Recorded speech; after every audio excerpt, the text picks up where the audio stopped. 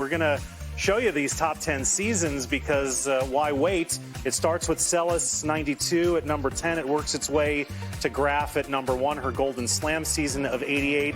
Prakash, are you okay with this list? Graf number 1, make any changes right out of the gate? Well, it's tough to argue with the first three. The only one you could maybe make a question for, it's a brilliant list, maybe Margaret Court at number 4. We talked about the competition at that time possibly not being as strong. You look at years that Djokovic and Federer had playing against other possible all-time greats. There could be an argument for some switching around there, but overall, just a brilliant list.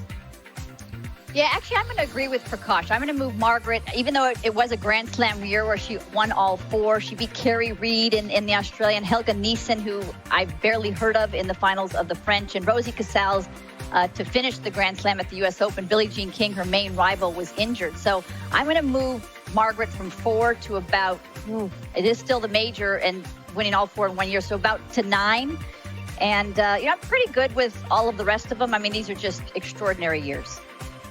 The only change I think I'd make is, and I know this sounds ridiculous as well, it's Rod Laver winning a Grand Slam in 1969, but I'm going to move him one down because I think Martina Navratilova's one-loss year in 1983 and only lost a couple of sets. I mean, that is sort of a record I don't think anyone will ever touch, but we'll see. Records are made to be broken.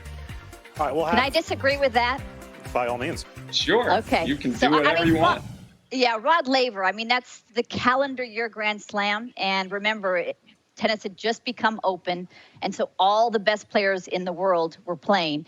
And, the players that he beat that year in the finals, Roach at the U.S. Open, Newcomb at Wimbledon, Ken Rosewall at the French. I mean, these are some of the best players ever to play. And actually, to win the U.S. Open, to finish it when you're so tight and the pressure's on, you might not have another chance to do this. And he beats 4 Hall of Famers the last 4 rounds at the U.S. Open. As usual, Tracy, you're probably right, and that's why that was how the list was laid out. All right. The great thing about this is that everybody can have an opinion. At the end of the show, we'll compare the players and our analyst list to the one that the show provides.